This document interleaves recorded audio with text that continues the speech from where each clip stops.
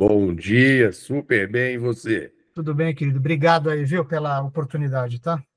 Nós que agradecemos a aceitar o nosso convite É ótimo. e para nós vai ser um prazer, um tema tão sensível e tão relevante, né? E os Pois tribunais é, superiores hoje tão complicados de recepcionar recursos, não é verdade? o negócio O tá que a feio, gente viu? brinca, o desafio não é escrever, é fazer alguém ler, né? Pois é. E querer mudar, né? É verdade. E Nós querer tivemos mudar. recentemente uma experiência com agravo, que foi o agravo do agravo do agravo, né? Que você acaba que você fala, é um agravo para destrancar para subir, é um agravo para julgar pela turma, para não ser rejeitado inicialmente. E a gente vê que o STJ ele vem sendo bastante rígido na forma de se recepcionar qualquer recurso que lá vai alcançar. E com certeza, eu acho que o advogado de tribunal superior, ele não é um advogado de primeira instância, né? A gente tem que ter isso muito lúcido para ter uma advocacia um pouco mais assertiva. Exatamente, é. Bom dia, presidente. Bom dia, bom dia, bom dia a todo Bom mundo dia, doutor aí. Ricardo. Bom dia, tudo bem? Tudo Deixa eu bem? perguntar, tá muito escuro aqui, porque talvez eu jogue uma luz aqui, tá bom? Para mim está Eu suficiente. também estou achando Tá, bom. então tá bom. Tá bom? Só te agradecer, doutor Ricardo, Imagina, é um prazer para mim pela sua disponibilidade aí e nos fornecer bons conhecimentos, tá? trazer um pouco o nosso tenebroso cenário nos tribunais superiores. Falou tudo, É, falou tudo. Muito bom.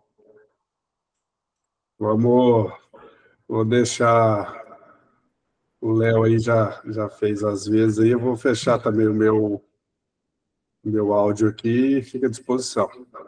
Bom, acho que a gente já deu às 10 horas. Eu acho que se a gente quiser começar já, eu acho que horário é uma questão pontual, ainda mais para nós que somos advogados, né? pois é. Então, eu não sou muito de muita flexibilização nisso, que eu acho que está marcado é para honrar, ainda mais no online. Então, da minha parte, acho que a gente já pode dar start. Eu agradeceria o Gaudio, mas ele não conseguiu entrar. Então, só para dar uma explicaçãozinha, o Gaudio teve uma questão para resolver de um cliente e eu assumi a tutela disso aqui para apresentar o nosso amigo Ricardo, que vai falar conosco agora sobre a questão do STJ. Então, fazendo uma breve introdução sobre quem é o Ricardo é um advogado formado pelo nome da OAB dele, ele é formado há tanto tempo, né, Ricardo? Já se passaram 30 anos aí, viu? Aí, que joia, bom demais, né? Oh, E advogado não aposenta, né? Advogado só descansa, né? só descansa, né? Advogado não aposenta. Então, o Ricardo ele é mestre em Direito do Estado, pela PUC, pós-graduado em Direito Tributário pela Universidade de Salamanca, na Espanha, especialista em Direito Processual Tributário pela PUC, foi juiz do Tribunal de Impostos e Taxas do Estado de São Paulo, pelo biênio 2004-2005, funcionou como assessor de ministro do STJ entre 2010 e 2012, professor do curso de pós-graduação de Direito Tributário da Escola Paulista de Direito, professor convidado da Faculdade de Direito de São Bernardo do Campo, professor da Associação Paulista dos Estudos Tributários, professor do Instituto Brasileiro de Estudos Tributários, pesquisador do Grupo de Estudos de Processo Tributário Analítico, do IBET, e advogado com a AB em São Paulo. Então, assim, um currículo bastante extenso, sentou em várias cadeiras que são interessantes e importantes. E eu lhe franquei a palavra, Ricardo. Eu acho que aqui nós estamos entre amigos, os convidados da Rede Júri, a Rede Ju é uma família, a qual, num momento apropriado, quero apresentar a você e ao seu escritório, aos seus pares, e, se fizer sentido, engrenar na nossa corrente aí, tá bom? Então, seja bem-vindo e a palavra é sua. E obrigado. Obrigado, eu agradeço o convite, obrigado aí pela apresentação.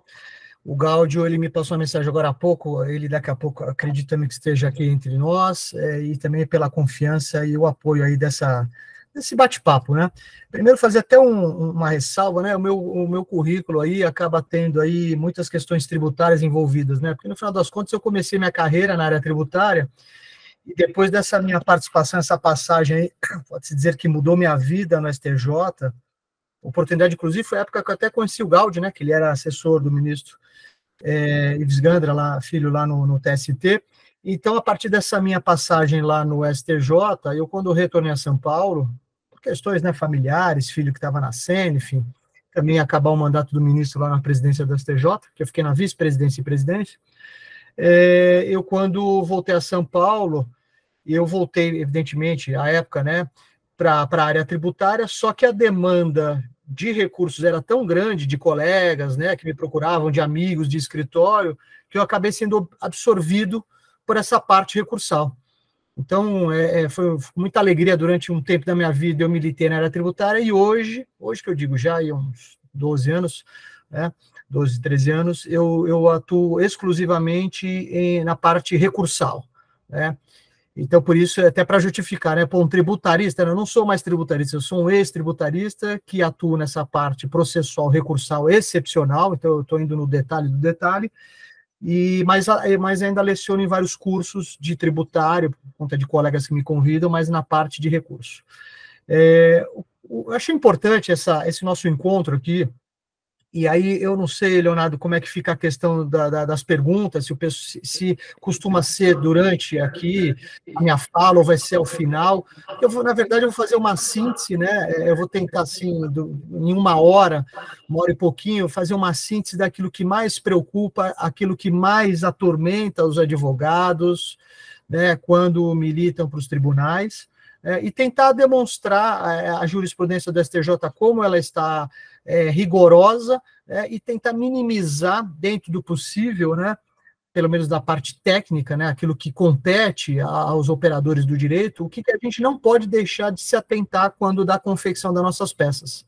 Tá? Essa é a minha ideia, tá certo? Perfeito, vamos seguir assim, Ricardo. Eu vou pedir para o pessoal que puder direcionar perguntas, faça por escrito, e assim que você concluir, a gente abre um bate-papo geral, todo mundo levanta a mão aí de forma online, né? Para que possa ter a palavra, e vamos tocando. Perfeito. Então tá bom, Leonardo, eu te agradeço, tá, viu? Obrigado. Bom, gente, antes de mais nada, assim, eu queria partir de uma premissa objetiva, tá? Na verdade, numérica, que é o boletim de estatística do STJ. Por que eu quero partir dessa premissa? Para demonstrar, ou até mesmo trazer de novo para quem já tem esse conhecimento, os números que o STJ tem na sua página oficial, né, lá no finalzinho da página, isso tem acesso qualquer um, o boletim estatístico dos números dos recursos que chegam, tá, e a quantidade de recursos que são conhecidos e providos e aqueles que são não conhecidos e, se conhecido, desprovidos. Ou seja, para demonstrar a dificuldade que existe no manejo de recurso para o STJ. Tá? Eu peguei aqui o boletim, eu estou pegando julho de 24, né, até julho de 24, então considerando que janeiro recesso, férias, a gente está falando de fevereiro, março, abril, maio, junho, estou falando de 5 meses. Em 5 meses, foram distribuídos aí, uma média de, vou arredondar aqui, tá? 157 mil recursos no STJ. Tá? Desses 157 mil recursos, 9,5% foram conhecidos e providos. Quando eu falo recurso, eu estou falando na área assim, tirando essa matéria criminal, tá? A gente está falando de recurso, seja recurso especial, que teve a sua admissibilidade, né, teve o milagre de ser admitido na segunda instância. Eu digo milagre porque, pelo menos aqui em São Paulo, o TJ-TRF é um milagre o recurso quando sobe. Tá? Eu não sei em outros estados da federação, em outras regiões.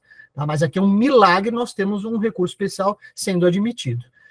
Então, ou sobe direto a admissão recurso especial, ou sobe como agravo recurso especial. Então, a gente está falando aí de 9,5%, e aí, aliás, me chamou a atenção, eu acho um número muito alto, mas enfim, é o que está lá, tá? Que foram conhecidos os recursos e providos. Tá? Eu tenho aqui 60% que sequer foram conhecidos os recursos. Tá? Sequer foram conhecidos. O que isso quer dizer, não conhecidos? Que os recursos, tá? Seja o recurso especial ou agravo recurso especial, eles não atenderam os pressupostos mínimos de admissibilidade, que a gente vai tratar aqui rapidamente. Tá? Exemplo da súmula 7, que é o fantasma de qualquer decisão de admissibilidade. Tá? Nós temos aí 29% de recursos que foram conhecidos, mas desprovidos. Tá? Então, somando os que não foram conhecidos, e aqueles que foram conhecidos desprovidos, a gente está falando aí de 88%. Tem um número muito grande. Tá? É para dizer o seguinte, dificilmente, e aí considerando a estatística do STJ, tá? Dificilmente os nossos recursos, digo nossos porque eu também me coloco nisso, né? Porque a minha contratação normalmente, né, como eu milito só nessa área, a minha contratação ela se dá predominantemente quando já tem ou uma decisão de inadmissibilidade, tá? Ou quando já está em sede de agravo. Então, assim, é muito comum a gente não ter um recurso conhecido e provido. Eu acho que o principal aqui é o conhecimento, tá? Porque o provimento é questão de mérito, tá? É o juízo de mérito, o provimento. O conhecimento que antecede é aquele juízo de admissibilidade. E é isso que eu vejo a grande dificuldade de reconhecimento no STJ, e a mais ainda, nessas procuras, enfim, quando escritórios nos procuram, eu vejo uma deficiência na confecção das peças. Tá? E não é só a peça do recurso especial, e também não é por falta, também não vou chamar de ignorância, né? É porque é muito específico. Muitos recursos, às vezes, são muito bem trabalhados, mas aos olhos dos tribunais superiores, e no caso aqui o STJ, ele não atende aquele mínimo. Por mais que você fale, poxa, mas eu atendi, eu expliquei aqui que a questão não é fático probatória, eu consegui impugnar adequadamente, na visão do advogado. Agora, na visão do STJ, isso não seria o bastante o suficiente, tá? Então, é isso que eu queria falar com vocês. E aí, Leonardo, quando você me comentou agora há pouco, aí, em algum momento, do recurso especial, da sua admissibilidade, eu queria só fazer um alerta, que você falou, não, porque não é um primeiro grau, é uma advocacia, a atuação é diferente. Realmente, ela é diferente. Ela tem as suas particularidades, ela precisa ser observada, existe um rigor excessivo, absolutamente excessivo na hora da confecção do recurso especial.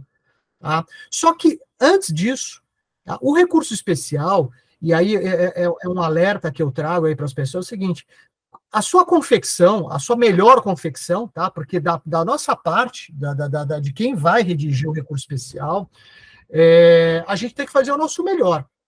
Inclusive, tem o próprio Código de Ética da OAB, tem um artigo que até utilizo nas minhas propostas, né, que é o artigo 8º, dizendo que nós temos uma responsabilidade de meio, e não de fim, evidentemente, a advocacia, mas nós precisamos alertar ao cliente os riscos da demanda.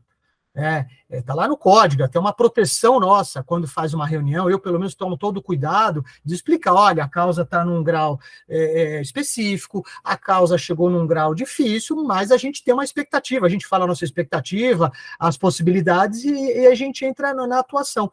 Mas veja só, embora nós tenhamos essa situação, vamos assim dizer, de garantia que é uma atividade meio, pelo menos na atividade meio a gente tem que fazer o nosso melhor. A ideia é que eu tenho o melhor de tudo. E se chegar no judiciário, e mesmo a gente mostrando que a Terra é oval, né, ela não é quadrada, desculpe aqueles terraplanistas, tá? Assim, se chegar lá e falar que ela não é oval, a gente fez de tudo, a nossa parte. Pelo menos eu consigo mostrar para o cliente, está aqui, está escrito. Eu demonstrei. Agora, se o judiciário não quis mudar, eu não posso fazer nada nesse momento. Vamos tentar, quem sabe, uma ação rescisória.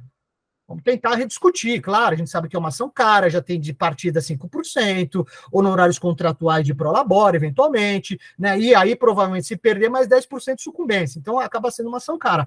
Mas a gente tem que alertar e demonstrar que, da nossa parte, pelo menos dessa premissa, que nós, profissionais, fizemos tudo que estava ao nosso alcance. Tá? Então, quando tem essa questão de divisão de instâncias, né? Primeira instância, segunda instância e instância extraordinária, eu queria fazer um alerta, né, para aqueles que não militam em tribunais superiores, que não têm essa, vamos assim dizer, essa atividade diária, como, por exemplo, eu tenho, que é o seguinte, o recurso especial, tá, isso se aplica para o extraordinário também, tá, mas vamos focar no especial, ele começa na petição inicial, ou até mesmo na resposta na contestação. Tá? Por quê? Porque, vejam, aliado aos conhecimentos práticos, eu não posso me desprender de questões legais e doutrinárias que vêm em prol do conhecimento da nossa legislação. Por que eu estou te falando isso? Ou para todos vocês, perdão. Porque, vejam só, Quando eu tive minhas primeiras aulas de processo civil na faculdade, e já vão aí, como eu falei, né, vão mais de 30 anos, né, porque são 30 anos de formado, mais 5, são 35 anos aí que a gente ingressa nesse mundo jurídico. Mas lá no comecinho, salvo engano, no segundo ano de faculdade, eu lembro que nas primeiras aulas de processo, a gente estuda os elementos da ação, né, aí tá lá as partes, causa de pedir e pedido. Para mim, isso foi aquela questão, olha, você pega a petição, coloca lá a qualificação das partes, aí você vem na causa de pedir, né? Eu colocava dos fatos e do direito, aí transcrevia os fatos, o direito e depois o pedido. E eu levava isso com muito, assim, de uma maneira muito desprezível, até ruim da minha parte. Por que que eu digo isso? Porque eu quero alertar a todos vocês o seguinte, quando eu faço o meu trabalho, quando eu analiso o meu trabalho, quando eu estava na assessoria do STJ e estava na função de assessor de ministro, ou seja, você está fazendo os julgamentos ali, seja decisões monocráticas ou acórdãos, o que a gente se atentava? O que claro, dentro o geral, mas o que chamava mais a nossa atenção era o desenvolvimento da causa de pedir. Não só a causa de pedir originária no primeiro grau, como a causa recursal, que não deixa de ser uma causa de pedir agora reforçada por argumentos de anulação de reforma. Então, essa chamada causa de pedir ou causa recursal, quando você sai do primeiro grau, tá, ela é de fundamental importância. E por que é de fundamental importância? Porque se eu pegar a causa de pedir, ou causa recursal, eu necessariamente vou ter que descrever os fatos e conjugá-lo com aquele direito que eu entendo que deve ser prestigiado ou aquele direito que foi desprezado. E quando eu falo dos fatos e do direito, dos fatos, para que vocês já me entendam agora de maneira muito objetiva, dos fatos é a súmula 5 e 7. A súmula 5 diz que o STJ não pode rever e reanalisar cláusulas contratuais, e a súmula 7 são provas. Elas são iguais, só que uma é direcionada para contratos. Então, quando eu falo dos fatos na minha causa de pedir, lá em primeiro grau, eu já estou falando no futuro de uma futura, perdão, de aplicação futura de súmula 5 e 7. Certo? Então, vejam, isso é de fundamental importância. Então, mas eu só vou me atentar a essas questões quando for realizar a confecção de um recurso especial. Evidentemente, quando a gente fala de recurso especial, e para afastar a súmula 7, e daqui a pouco a gente vai falar das manhas, dos artifícios, da lição que o STJ nos traz para o afastamento da súmula 7, tá? Eu já tenho que trabalhar essas questões fáticas em primeiro e segundo grau. E já vou adiantar em primeiro e segundo grau isso. Então, vejam a importância dos fatos no primeiro grau e dos fatos no segundo grau. E vou mais adiante, do direito, que seria a segunda parte da causa de pedir. A segunda parte da causa de pedir, do direito, seja em primeiro e segundo grau de jurisdição, e daqui a pouco a gente vai para a jurisdição, está relacionado à questão do questionamento da matéria de direito. E lá na frente é o chamado pré-questionamento, se a matéria foi devidamente pré-questionada. Então, vocês percebam que a súmula 5 e 7, súmula 5 e 7, e a súmula do pré-questionamento, que a gente tem aí as súmulas respectivas sobre o pré-questionamento, que da necessidade de determinar que a súmula 98, a súmula 211 do STJ, que estão relacionadas ao pré-questionamento, elas já devem ser cuidadas no primeiro grau de jurisdição. Então, talvez alguns dos colegas aqui hoje não saibam dessa informação, e eu já estou alertando. Súmula 5 e 7, que está ligada à prova, e a questão do pré-questionamento, que é a súmula 98, que vem mais à frente com os embargos declaratórios, e a 211 do STJ, tá? A questão desse questionamento para evitar a ausência do pré-questionamento lá na frente, isso vocês já começam a fazer na petição inicial e na própria resposta. Por que eu falo inicial e resposta? Porque, vejam, quando falamos de recurso, essas técnicas recursais e de processamento, a gente tem que ter uma visão binária. O que é binária? Eu posso estar tanto na qualidade de recorrente como de recorrido. Se eu sou recorrente, eu tenho que buscar o quê? A reforma ou a anulação daquela decisão ou acórdão. Se eu sou recorrido, eu tenho que buscar a manutenção daquilo que foi decidido. Então, se eu sou recorrente, eu preciso o quê? Fugir tá? Desviar, me desincumbir do ônus processual recursal, como recorrente. Então, eu preciso ter esse conhecimento. Se eu sou recorrido, advogado do recorrido, eu tenho que buscar o quê? A manutenção do que foi decidido. E a manutenção, o que que é?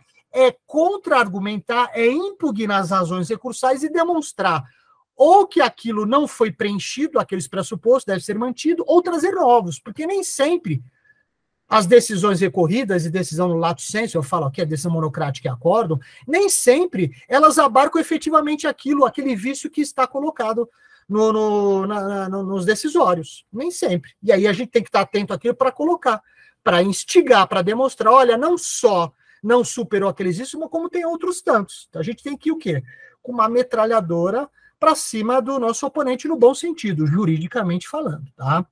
Então vejam a importância, penso eu, tá? E estou dividindo minha experiência com vocês, porque muitas vezes chegam acórdãos aqui do Tribunal de Justiça e TRF para analisar e ver o recurso especial, né? Quais são os fundamentos cabíveis, a gente começa a ver alguma deficiência lá no primeiro grau, de fundamentos de direito que deveriam ter sido melhor trabalhados, perícia que deveria ter sido trabalhado, o direito de prova, não a prova em si.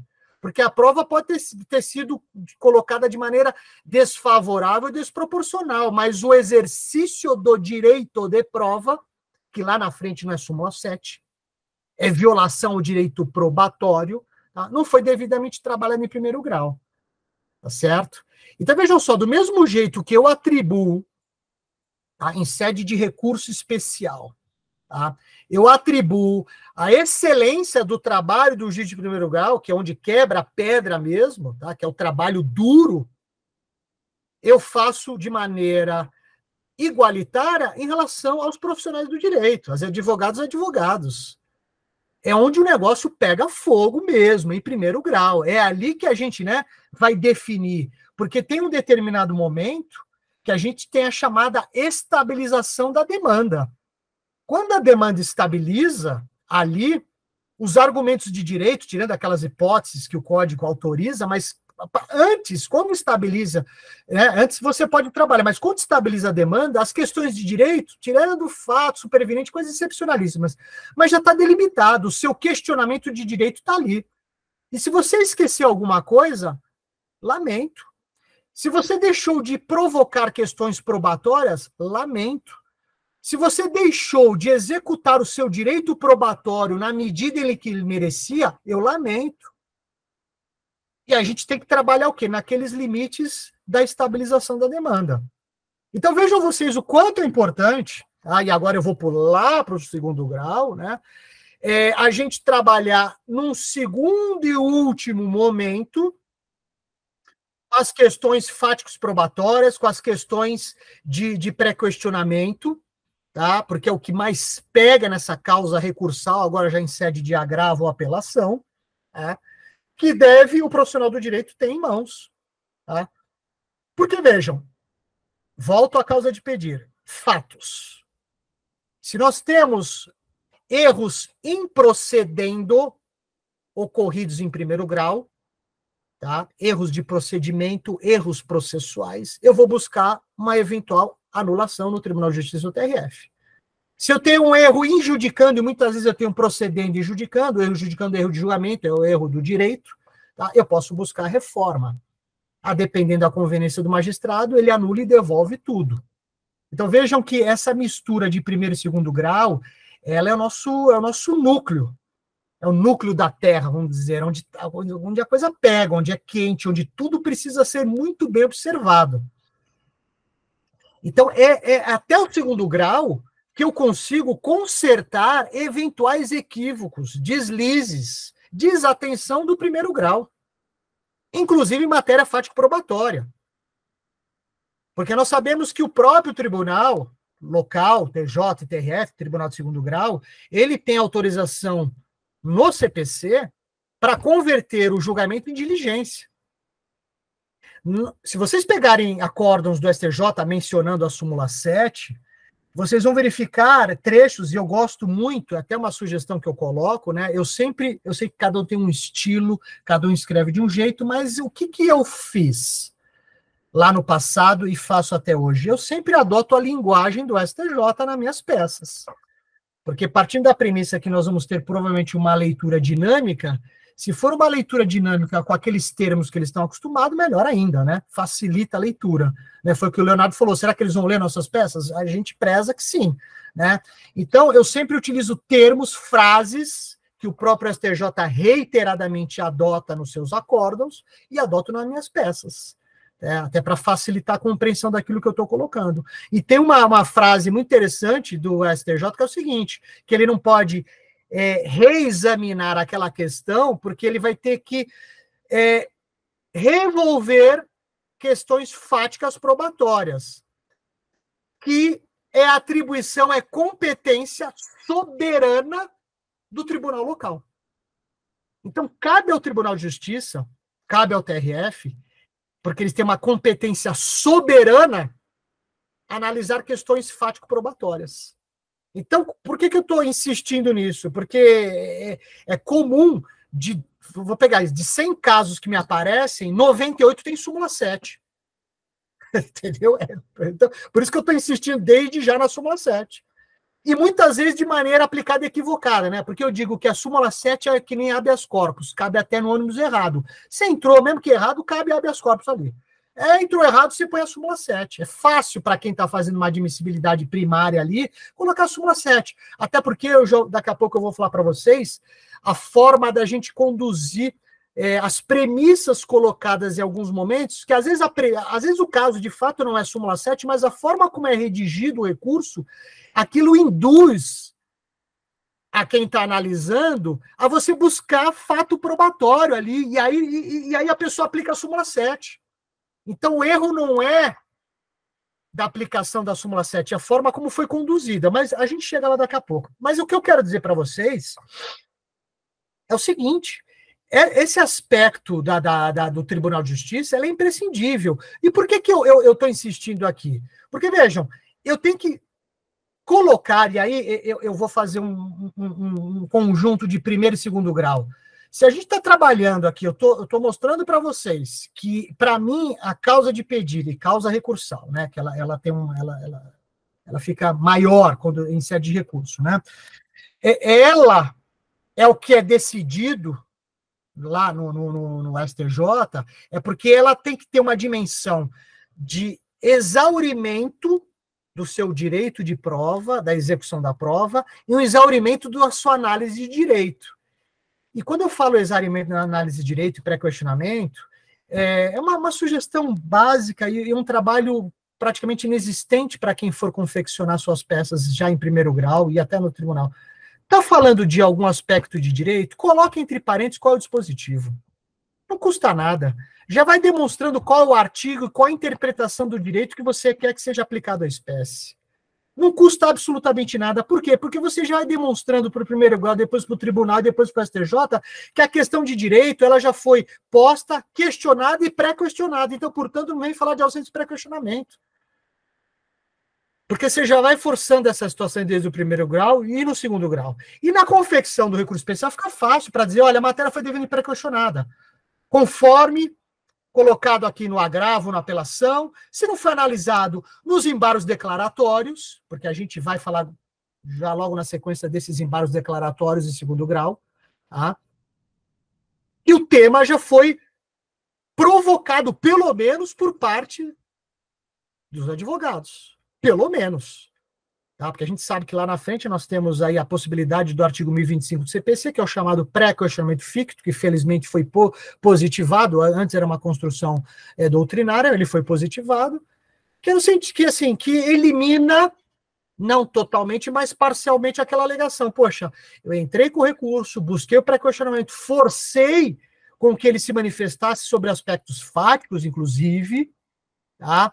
E de direito. Veio aquela decisão padronizada que não falou absolutamente nada, então, de acordo com a legislação, eu provoquei. Da minha parte, eu fiz. Agora, se o tribunal se omitiu com aquele padrão decisório, eu vou buscar lá no STJ pelo menos uma anulação. Devolva para que se manifestem sobre os aspectos fáticos probatórios de direito, tá? Que não foram devidamente colocados, exauridos pelo tribunal no exercício da sua função. Tá? Então vejam que isso é importante a gente ter em mente, essa chamada causa de pedir. E ela começa, como eu falei para vocês, em primeiro grau, e ela segue no segundo grau e vai para os tribunais superiores, especialmente para o STJ, que é o nosso tema aqui.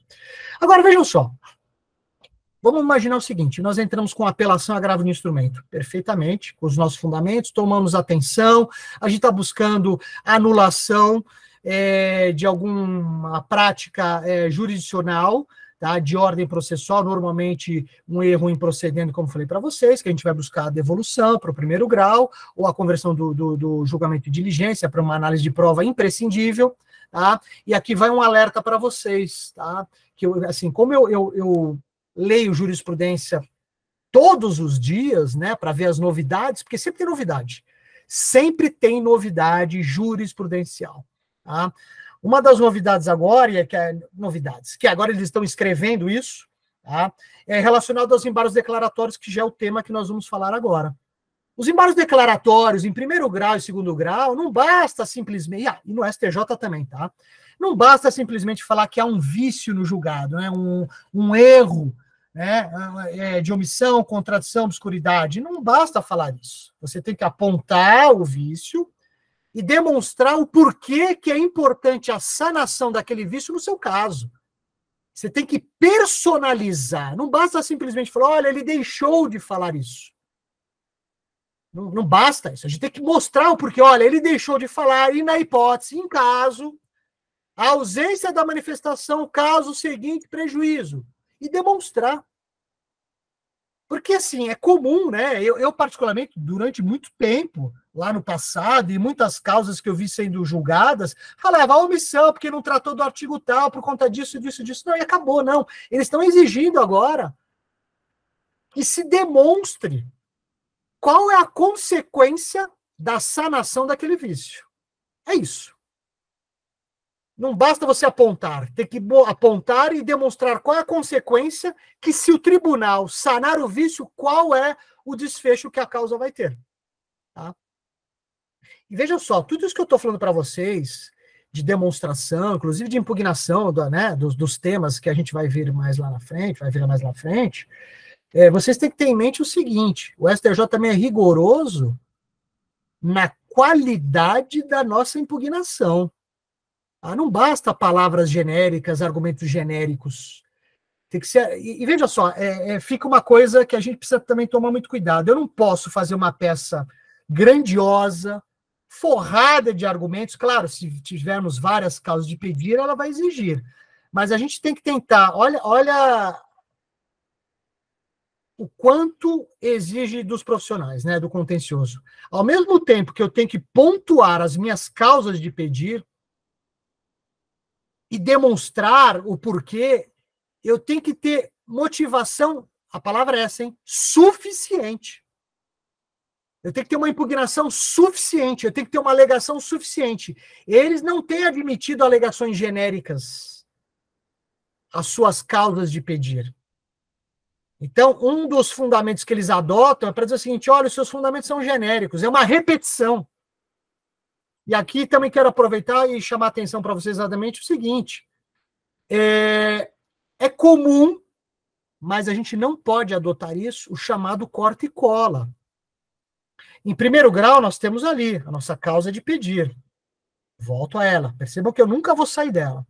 Aí, nós temos aí uma decisão interlocutória, ou uma decisão interlocutória não agravável que vai ensejar uma apelação, enfim, aquelas hipóteses de apelação a agravo de instrumento, tá? Que está lá nos artigos 1009 e 1015 do CPC. Tá? Eu tenho que me atentar, quando dessa elaboração, né, de pontuar tudo de maneira específica, tudo de maneira fundamentada, tá? Para não deixar espaço de interpretação, para deixar de maneira muito clara, com premissas, né? Evitar, às vezes, aquelas peças que você tem que ser honesto com a gente mesmo, às vezes, né? Ver que aquilo está sendo muito repetitivo, retirar, para que eles tenham um mínimo, tá, de observância àqueles detalhes que a gente está pontuando. Justamente para quê? Para justificar, tá, a nossa alegação, a nossa insurgência. E aí, vejam vocês, eu tenho isso bem estruturado, vamos partir dessa premissa, ter bem estruturado. Eu tenho lá um acórdão de apelação, agravo de instrumento. Vamos partir dessa premissa. Questões probatórias não foram devidamente analisadas, ou os meus argumentos, a minha insurgência sobre a má execução da prova em primeiro grau, ou um resultado contrário à prova dos fatos, dos autos, perdão, tá? Ela não foi bem decidida. O que a gente tem que fazer? Ou também questões de direito não foram bem explicadas. O que eu tenho que fazer agora? Eu tenho que interpor embargos declaratórios. E aqui vai um alerta, porque por pior que seja a jurisprudência do STJ, no sentido do seu rigor, ela tem sentido também, tá? Ela tem um sentido natural, inerente à competência recursal do STJ. Vejam vocês, anotem isso, pelo amor de Deus. Toda vez que vocês se depararem com um acórdão de apelação agravo de instrumento, todas as vezes, sem exceção, ingressem com embargos declaratórios. Esses embargos declaratórios, não do primeiro grau, não do STJ, mas esses embargos declaratórios, primeiros, pelo menos os primeiros, tá? Porque às vezes exige segundo, às vezes até terceiros, tá? Esses primeiros embargos declaratórios, após a publicação do acórdão colegiado, tá?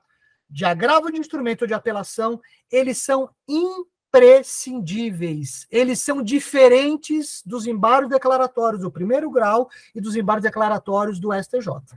Eles são imprescindíveis. Eu tenho alguns colegas que às vezes me apresentam um recurso especial, e quando eu vou olhar toda a ordem processual, né, utilizando aquela metodologia de assessor, porque graças a Deus eu não perdi, então quando eu analiso um caso, eu analiso como assessor, então eu tento ir no que está de errado, equivocado, faltante, para tentar saber a realidade e para não me iludir e poder jogar luz naquilo que há de principal no caso. Tá? Esses embargos declaratórios, eu só não vou ajoelhar aqui, porque senão eu desapareço aqui da tela. Tá? Mas esses embargos declaratórios, eles são imprescindíveis.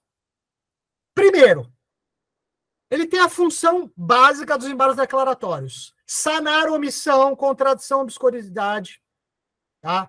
Daquela decisão, lato sensu, que nós estamos ali embargando, certo? Porque os embargos declaratórios, a gente sabe, ele tem uma natureza, uma finalidade integrativa, ele é uma extensão do julgamento da apelação do agravo de instrumento. Então ele vai integrar, evidentemente. Se eles forem providos, ele vai ter uma integração. Desse provimento, ele pode ou não ter efeitos infringentes, tá certo? Que muda a sorte do julgado. Ou ele pode ter uma alteração que não mude a sorte do julgado, por exemplo, um erro material. Foi conhecido, provido, deu efeito integrativo, mas não teve o efeito infringente de mudar a sorte do julgado. Esses são as finalidades básicas, mas, como eu falei para vocês, esses embargos declaratórios têm duas particularidades que eu já mencionei, mas agora eu vou dar destaque, tá? Por isso que eles são imprescindíveis. Esses embargos declaratórios, eles são a última chance do reexame da matéria fático-probatório, do reexame de cláusulas contratuais. É a última chance. Por quê? Como já disse o STJ, o tribunal local ele é soberano na análise fático-probatória. É a última chance que eu tenho nos meus embargos declaratórios para pedir tribunal local, tribunal de segundo grau, examine melhor essa prova. Você deixou de examinar, anule, pelo menos devolva para o primeiro grau para ser analisado. Existe uma conclusão equivocada, que vocês foram omissos em relação a essa premissa fática, então há uma conclusão uma jurídica equivocada, devolvam. Além disso, esses embargos declaratórios, eles vão forçar o quê? O último momento, veja, é o último momento de reexame de prova, se não é súmula 7, e é o último momento do quê? De pré-questionar aquela matéria. Aqueles artigos de direito que foram colocados desde o primeiro grau e foram trabalhados, e aqueles outros supervenientes decorrentes de um erro improcedendo, erro processual praticado pelo magistrado, que vai se buscar o quê? Uma reforma ou anulação, que o tribunal de segundo grau vai reformar, anular e devolver para o primeiro grau, se for o caso. É a última chance, pessoal. Então, esses embargos são imprescindíveis. Além disso, eu, quando entro com embargos declaratórios no segundo grau, além daqueles fundamentos de direito, tá? Seja relacionado ao mérito, erro em judicando, ou erro em procedendo, que eu já estou pré-questionando, além daqueles fundamentos, eu estou instalando agora um novo fundamento para o meu recurso especial, que é eventual, se eu não tiver a sanação do vício por conta desses embargos, eu vou ter o que a partir de agora? Eu vou ter um outro fundamento, uma outra munição para o meu recurso especial, que é a violação ao artigo 1022. E eu busquei, na última etapa de reexame de prova e de pré-questionamento, eu busquei, vi embargos declaratórios, a devida prestação jurisdicional. E se eu tenho a ausência dessa prestação jurisdicional, eu não sei em outros estados da federação, muitos, aqui em São Paulo, tá? Muitos acórdãos de embargos declaratórios vêm aqueles acórdãos padronizados, que não pontuam, alguns vêm muito bem feitos, a gente tem que tirar o chapéu, mas alguns outros vêm aquela padronização, que serve para qualquer recurso. Só muda as partes e o número, acabou. É uma padronização que não fala nada com nada, só diz que havia estreitos declaratórios, não serve para reexame de mérito, aquela coisa toda, e, portanto, não havia ser sanado, e conheço mais rejeito, né? Eles usam a palavra rejeitar. Na verdade, era desprover a palavra técnica, mas vamos usar a palavra usual. Rejeitos em embargos declaratórios. Quando nós temos um acórdão de embargo declaratório rejeitando o meu último suspiro em segundo grau, que é reexame de prova, de contrato, ou de matéria de direito para eles analisar adequadamente, tá? O que eu faço? Eu abro uma oportunidade pela interposição dos embargos, por isso que ele é importante, aliás, ele é indispensável, tá? Por violação 1022. Qual o fundamento? A ausência da devida prestação jurisdicional. Por isso que eu disse para vocês agora há pouco que não basta entrar com os embargos, falar, olha, há uma omissão e acabou, não. Tem que demonstrar que o seu provimento vai trazer a determinada consequência jurídica, que é aquilo que você está buscando. Porque, a partir do momento, vamos pegar, eu tenho 5 causas de pedir, que já vem entre, elas acumulam entre primeiro e segundo grau, entre erros improcedendo e erros judicando. Aí eu entro com embargos declaratórios, pelo 1022, tá? Aqui tem vários artigos e eu tenho 1022 de embargos declaratórios. Então, o que acontece? Para o meu futuro recurso especial, eu não vou ter mais 5 causas de pedir, eu vou ter 6. Imaginemos que dessas 5, 2 são erro improcedendo. Tá? O que eu vou ter aqui dessas 6 causas de pedir? Eu vou ter 3 causas de pedir recursal para o STJ de reforma e 3 de anulação. Porque o STJ ele pode, dentro do seu pedido recursal, dentro daquilo que você vai pleitear, e é importante a gente ter isso em mente, o seguinte... O que é importante e não vai trazer aqui de consequência jurídica negativa para mim? Eu preciso ou que o STJ reconheça a violação direta de lei infraconstitucional federal. Então, portanto, se é erro injudicando, o STJ pode reformar, acaba a questão do STJ. Ou eu posso pedir, e aí vai depender da causa, a estratégia de pedido, evidentemente, uma anulação. Olha, STJ, para você não ter que entrar em reexame de prova, vamos pegar esse nosso caso aqui, para falar que é súmula 7, ou análise contratual, que é súmula 5, ou dizer que não há uma questão pré-questionada, mas eu forcei o pré-questionamento, então aplica, por favor, o 1025, tá? Pelo menos, se você não for reformar e acabar com a causa aí, pelo menos anula e devolva para que o Tribunal de Justiça, o TRF, rejulgue a causa, porque aí já é um recado, né? O superior manda para o segundo grau, de maneira educada, porque eles vão falar, olha, julgue a causa como entender de direito. Mas eu digo o seguinte, olha, amigo, você não julgou direito. Aprecie isso. Nem que seja para ele apreciar e voltar depois um novo recurso especial. Tá? Mas a gente tem essa possibilidade de reforma e anulação. E por que eu estou dizendo isso para vocês? Porque, às vezes, se a gente não interpõe devidamente os embargos declaratórios, ou não interpõe, os nossos aspectos jurídicos que a gente vai levar para a causa de pedido do recurso especial, eles vão ensejar, vão desaguar necessariamente na súmula 7. E aí o que acontece? Você perde a chance, que de fato não é uma questão de direito, eminentemente de direito, ela vai exigir uma incursão no acervo fato probatório, o STJ vai falar, lamento, eu não posso julgar isso, que é súmula 7. Aí o STJ pode pensar assim, bom, mas se você tivesse entrado com embargos declaratórios, pedido lá para o tribunal local reanalisar a prova, reexaminar, porque ele é soberano nisso, se você tivesse feito isso e viesse aquele acordo padronizado e entrasse com mais uma causa de pedido pela ausência de prestação jurisdicional, violação 1022, eu poderia ter reconhecido essa ausência de prestação jurisdicional, determinado a devolução e você ter um rejulgamento da causa, pelo menos uma nova esperança. Então vejam a importância desses embargos declaratórios. Tá? Eles são imprescindíveis. Tá?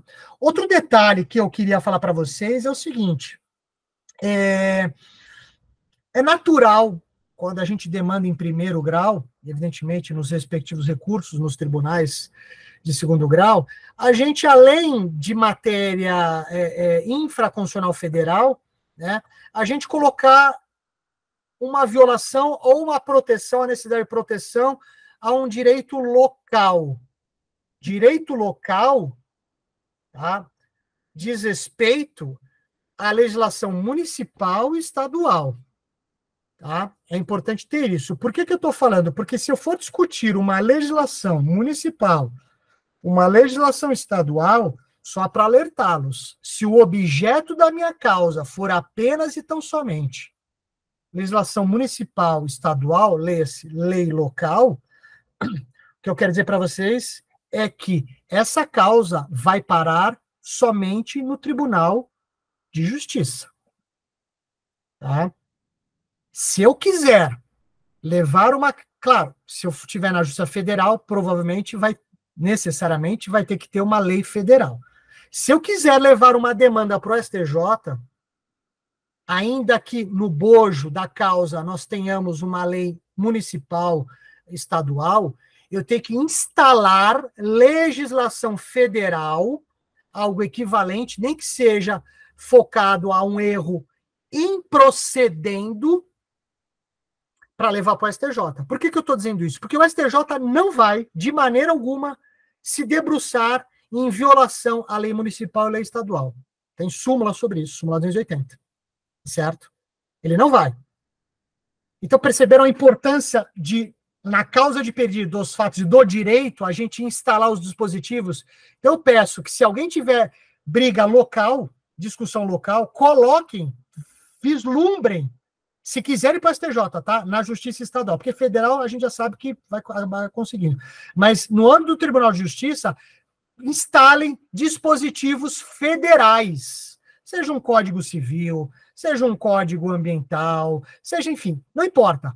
Pegue legislação federal para acompanhar a violação do eventual direito municipal estadual, tá certo? Porque, vejam, se vocês levarem isso para o Tribunal de Justiça, vocês vão ter ali a lei estadual ou municipal e uma lei federal. Se for desprovido o seu recurso, qual vai ser o objeto do seu recurso especial? Ou algum erro improcedendo, direito de prova, enfim, legislação federal processual, tá? Ou um direito material federal.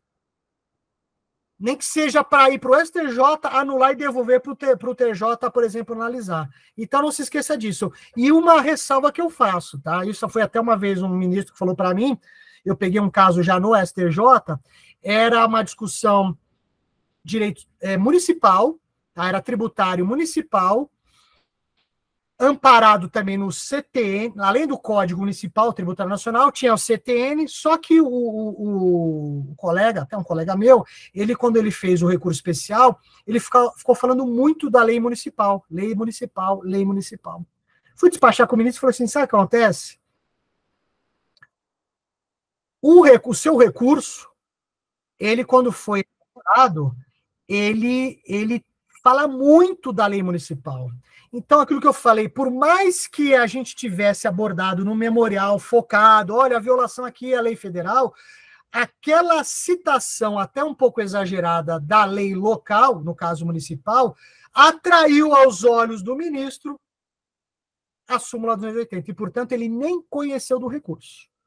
Por que eu estou dizendo isso? Porque se tiver lei local, municipal e estadual, trabalhem muito a exaustão em primeiro e segundo grau. no caso de um insucesso, tiver que fazer o recurso especial, não menciona a lei local. Acabou. Por quê? Porque ela jamais vai ser objeto de apreciação pelo STJ. Tem que focar, dar luzes à lei infraconstitucional federal. E essa, vamos assim dizer, essa reflexão que eu estou tendo com vocês se dá também em relação à Constituição Federal. Não coloquem, tirando lá na fundamentação vinculada do seu recurso especial, que é o artigo 105.3, aí tem a linha A, B e C, normalmente a A, né? Tirando aquela menção ao artigo 105.3, letra A, por exemplo, não mencionem de maneira alguma no seu recurso especial qualquer dispositivo da Constituição Federal. Porque tanto o STJ como o STF, cada um na sua competência, diz, olha, eu, STJ, não posso analisar a lei constitucional. E o STF é a mesma coisa. Olha, eu não posso analisar norma infraconstitucional. Como não vai ser objeto, não há necessidade alguma de mencionar isso. Claro que quando na narrativa fática, que é necessário fazer uma narrativa fática, reduzida, sucinta, parte da premissa, trata-se de ação tal que se discute tal. Não precisa nem falar quais artigos. Tá? Em que pese os fundamentos, ela foi julgada improcedente. E resignado, hora recorrente, entrou com recurso de apelação, alegando violação a tais artigos. Aí pode colocar tudo. Inclusive artigos tais e para reexame de prova, tendo em vista que o Tribunal de Justiça é soberano na análise fático-probatória. Como dizendo, olha, eu busquei lá. Em que pese os argumentos, entendeu por bem o Tribunal de Justiça, ou o TRF, negar provimento sobre tais fundamentos. Com base nisso, tá, foram manejados os imprescindíveis embargos declaratórios, amparados na súmula 98 e 211 do STJ. Aliás, coloquem isso nos seus embargos. Porque eu já peguei casos que nos primeiros embargos, em apelação, o desembargador já aplicou multa. Ao mesmo tempo que é uma aberração, a gente fica sentido, o desembargador está dando a chave de ouro para a entrada no STJ. Porque por esse único fundamento, seu recurso vai ter que subir. Porque nós temos a súmula 98 do STJ que diz que embargos declaratórios interpostos para fim de pré-questionamento, que é o nosso caso, né? Lembra que era para reexame de prova e para fim de pré-questionamento, eles não têm caráter protelatório. Então, esses nossos embargos do segundo grau, além de amparado no 1022, não importa qual... não importa não, é necessário colocar o inciso e as alíneas, tá? Que tem jurisprudência diz que é imprescindível você nomear diretamente, né, o motivo do seu recurso. Certo? Eu vou amparar os meus embargos declaratórios do 1022, inciso 1, tá? Se for só o caso, combinado com súmulas 98 e 211 do STJ.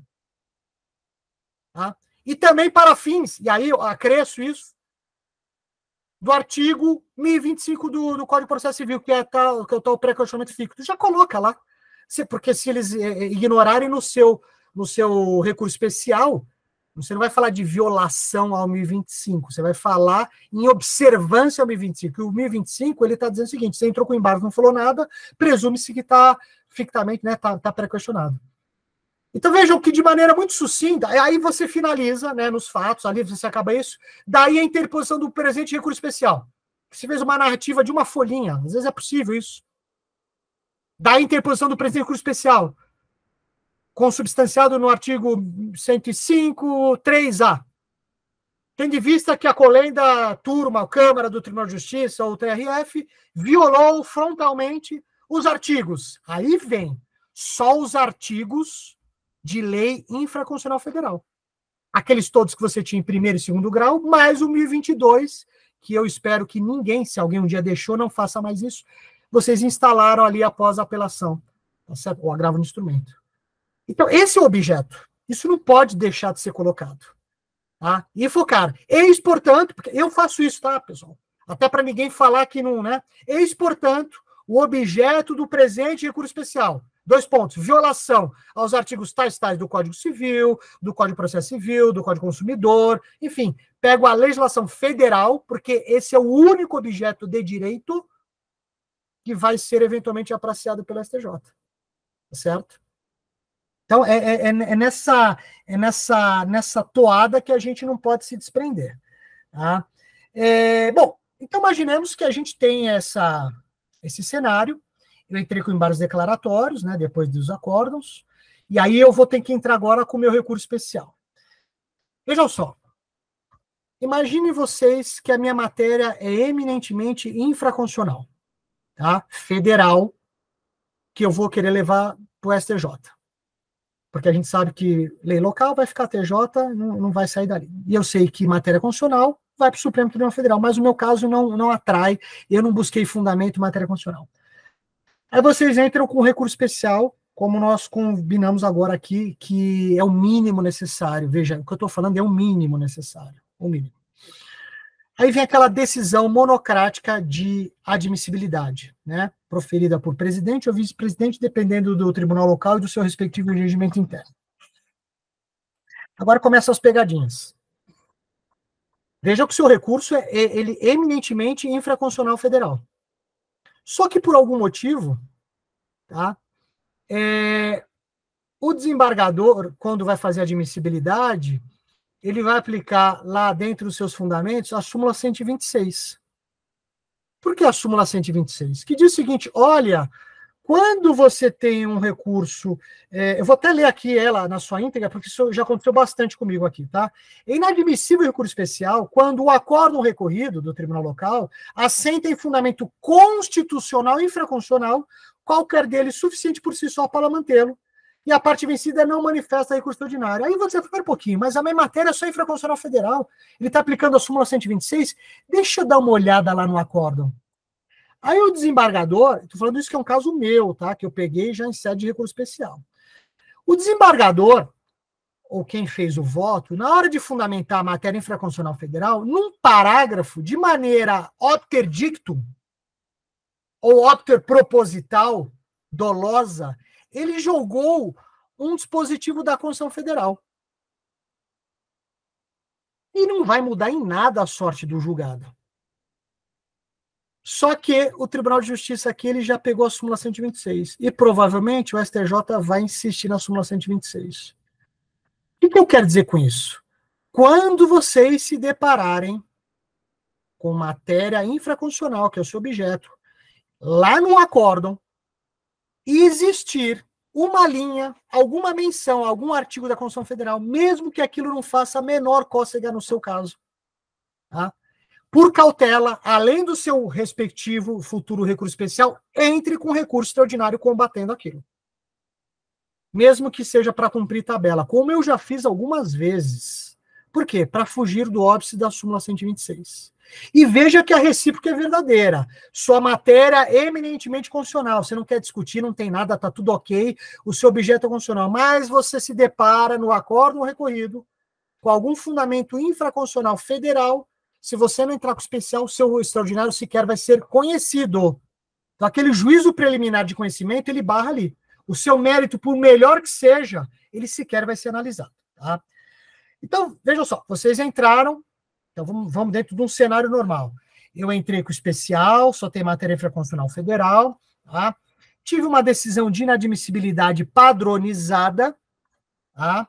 Agora, se essa decisão de inadmissibilidade vier padronizada e junto dela, ao final, tiver uma decisão de negativa de segmento, então veja, decisão de inadmissibilidade e negativa de segmento, chamada decisão dúplice, fiquem atentos. Por quê? Quando foi feita a admissibilidade, correto ou não, o que entendeu aquele desembargador presidente? Que o objeto que está sendo discutido, um trecho, não atendeu os pressupostos de admissibilidade, é súmula 7, não pré-questionou, o tribunal decidiu adequadamente, não tem violação 1022, aqueles fundamentos tradicionais. E no que diz respeito a tal fundamento, o STJ já decidiu em sede repetitiva tal. Então, portanto, o acordo recorrido está em consonância com o STJ. E nesse ponto eu nego o segmento. Então, quando vocês se depararem com uma decisão dúplice dessa, que existe, o que vocês têm que fazer? No ponto em que inadmitiu, agravo e recurso especial, chamado ARESP, que vai ser decidido lá no STJ. No ponto que negou o segmento, agravo interno, que vai decidido para onde? Pelo tribunal local. Que o tribunal local vai verificar se de fato eles aplicaram ou não aquele precedente ao seu caso. Tá? Então, ali vocês têm que entender que é uma exceção ao princípio da unirrecorribilidade. Isso é reconhecido em enunciados da jornada de processo civil, é reconhecido no STJ, no Supremo. Então, a exceção a esse princípio da unirrecorribilidade, a parte tem que entrar com agravo curso especial, que vai ser direcionado ao STJ, na parte que inadmitiu, e agravo interno naquela parte que negou o segmento. Tá certo? É isso que vocês têm que entrar. Se tiver essa decisão dúplice. Se não tiver a decisão dúplice, o que acontece? O seu recurso agrava, a parte contrária vai ser intimada para impugnar, vai ter um juízo de retratação que é só pro forma, eu nunca vi também, retratação, o processo é encaminhado ao STJ. Se a gente fizer a leitura do Código do Processo, a gente vai entender que o Código do Processo teve logo uma reforma depois da sua entrada em vigor, tirou o juízo único de admissibilidade e restabeleceu o duplo juízo de admissibilidade, ou seja, você faz uma admissibilidade no tribunal local, depois faz uma admissibilidade no STJ. Só que esse duplo juízo ele não é bem duplo. Por quê? Porque o regimento interno do STJ, artigo 21E, quem tiver curiosidade, E de elefante, 21E, traz atribuições do presidente quando os recursos chegam no STJ. Então, além do juízo de admissibilidade do segundo grau e do juízo de admissibilidade que o relator, se distribui do seu recurso, vai fazer, tá? Antes de chegar para o relator no STJ, passa na Secretaria Judiciária, que é um órgão vinculado à presidência do STJ. Eles fazem um juízo de admissibilidade rigoroso. Tá? Inclusive tem um robozinho, uma inteligência artificial, que é um robô chamado Atos, que fica lá fazendo, né, admissibilidade. Então, por que é importante, na hora da confecção dos recursos, estar atento a tudo isso que a gente conversou aqui, né? De maneira muito rápida, inclusive, tá? Até porque eu já tenho 1 hora que eu estou falando e eu preciso de mais meia hora para finalizar algumas questões aqui, tá? Para depois eu fico aberto aí a eventuais questionamentos, até para a gente aprofundar. Porque se esse seu recurso barra na presidência do STJ, nós temos possibilidade de 2 recursos. Se for embargos declaratórios, quem vai julgar vai ser a presidência. Então, 5 dias, embargos declaratórios, quem vai fazer a análise e eventual julgamento vai ser a presidência do STJ. Se você optar pelo agravo interno, que não prejudica, de certa forma, os fundamentos que vocês iriam adotar nos embargos declaratórios, só dá a conotação de omissão, contração, obscuridade, dá uma conotação de erro. Tá? Se vocês optarem pelo agravo interno, o presidente, ele recebe, intima a parte, ela vai impugnar ou não, e dali ela faz a distribuição para o juiz relator, na verdade, o juiz natural da causa no STJ, que vai ser o ministro que vai julgar a causa, tá certo? Então, no final das contas, a gente tem, em tese, 3 juízes de admissibilidade, segundo grau, a presidência e o relator. Lembrando que, no STJ, não existe a chamada preclusão consumativa. Aquilo que foi decidido. Primeiro que o STJ não se vincula ao juiz de admissibilidade do Tribunal de Justiça. E segundo que o relator não se vincula também ao juiz de admissibilidade da presidência. E não bastasse isso, a turma julgadora do STJ, que são 5 ministros, tá? Eles podem, por exemplo, começar um julgamento, dizer que o seu recurso especial atingiu todos os pressupostos de admissibilidade, aí um segundo ou terceiro ministro pede vista dos autos, e na sessão seguinte, quando ele volta para julgar, ele fala: "Ô, senhor presidente, com a devida vênia, eu entendo que esse recurso sequer poderia ter sido conhecido. Então, eu quero voltar ao início ao julgamento para o seguinte: como Vossa Excelência conheceu do recurso e partiu para o mérito, eu quero anteceder aqui o momento para dizer que esse caso ele esbarra na súmula 7, por exemplo. E naquele momento, esse ministro, ele faz com que a maioria fale de fato. Eu acho que sequer poderia ter superado o juízo de conhecimento. E aquele caso que estava começando a ser julgado, ele volta para a estaca zero. E ele sequer é conhecido. Por quê? Porque, repito, no STJ não há preclusão consumativa. Então, a qualquer momento, até o encerramento, até a proclamação do julgamento, tá, onde os julgadores ali podem mudar de posição, pode ser trazido uma questão de admissibilidade. Então, precisa ter muito cuidado, tá? E isso é importante, às vezes, para um caso que você é recorrido. Você vê que superou vícios gravíssimos de admissibilidade, eles estão iniciando o julgamento, você, pela ordem, até numa sustentação oral, seja gravado ou presencialmente em memória, é o seguinte: olha, esse caso aqui tem um vício grave de admissibilidade, ele sequer poderia ser conhecido. Tá? Então é importante ter essa malícia e essa visão no que diz respeito a essa admissibilidade. Perfeito? Outra coisa que é importante nós termos em mente: efeito suspensivo. Tá? Recurso especial, como regra, não tem efeito suspensivo. Mas a depender do fumus boni iuris, que essa fumaça do bom direito está vinculada na área da confecção do pedido de efeito suspensivo, a probabilidade de êxito do recurso, então é nessa linha que o STJ busca, e o periculum in mora. O periculum in mora não basta, por exemplo, uma execução em andamento, né? O STJ ele é muito rigoroso, tem que ter necessariamente uma concreta situação de constrição patrimonial da pessoa, para ele dar o efeito suspensivo. Mas veja só, o efeito suspensivo, ele pode ser, como ele está ligado àquela regra rebus sic stantibus, né? Ele vai depender do momento, ele não tem uma preclusão, ele pode ser manuseado no segundo grau, perante o presidente do tribunal, ou vice-presidente do tribunal que faz o juízo de admissibilidade, se o recurso estiver até ainda a fase de decisão de admissibilidade. Depois da decisão de admissibilidade, antes dele ser distribuído para um relator, ele já atrai a competência do STJ, e aí é distribuído, tá? E depois que é distribuído para o ministro relator. Isso é uma alteração que nós tivemos no CPC 2015, que são reflexos, essas alterações são reflexos das súmulas 634 e 635 do Supremo, que autorizavam esses momentos, né?